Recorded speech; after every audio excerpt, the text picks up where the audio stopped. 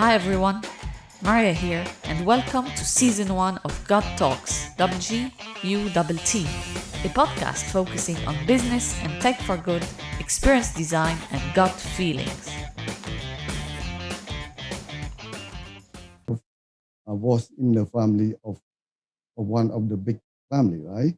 And then when the Khmer Rouge taken into the city of Phnom Penh, the capital, so they forced and evacuate all the people from home and go to the countryside. So everyone worked as like planting rice or building dams and whatever. No school, no money or no markets.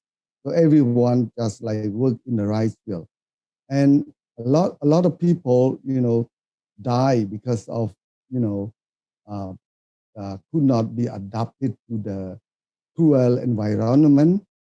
So actually, during that time, the people were forced to work like slave. Yeah. So more than, almost 20 hours each day. No weekends, no holiday. And on top of that, they didn't offer us enough food. Yeah, every time, every day, we eat almost the same thing, like rice soup or, some limited vegetable or meat. Yeah, and they didn't provide us enough. They don't care how much you need. It's just like, okay, here is your ration of food, and then you eat. So, for example, like working from the morning 5 or 6 hours until uh, 12 at noon, and no breakfast, and come to the kitchen. Yeah, as I mentioned, they give you the rice soup, right, liquid rice soup, and then after 10 or 15 minutes, your lunch, and then you go back to the rice field and work in different kinds of assigned job, right? And then, in the evening, you return back to the kitchen. They offer you the same amount and also the same food. And then, yeah, you go back and work until like 12 or 1 at the midnight. And then you have only like 4 or 5 hours sleep. And yeah, during at that time is more than the nightmare, right? So I experiencing and saw so many people die because of starvation or lack of health care or like forced to work hard, right? So actually, yeah. So this is something like, unforgettable from what the people.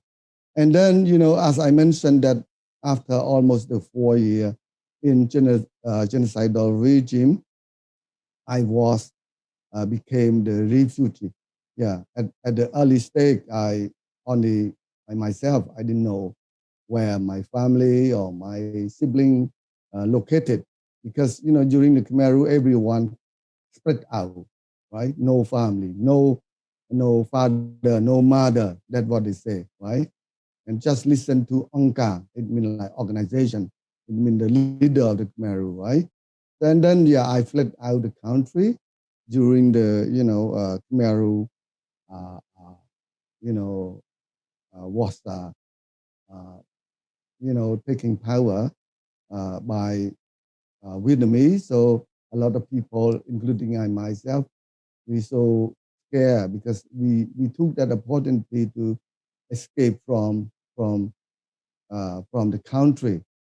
So I was a very young man at that time, about like 20 years old, right? So on the way to the Thai border, so I start doing something because I saw the children on my way to the border. So, and they are younger and they feel confusing and crying and they didn't have any dependence. So I have to, to stop and check with them and then decide to, okay, take care of them. And then, I took them and we walk on foot over 15 days. And then finally we were lucky reached to the border of Cambodia-Thailand. And there, later on, the United Nations established camps. So I and 20 other children that I brought along. So yeah, we joined in the camp.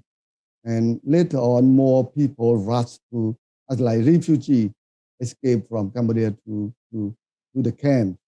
So at that time, I myself too, I was looking for my family, who I was, as I mentioned that before the Khmer Rouge, 14 member.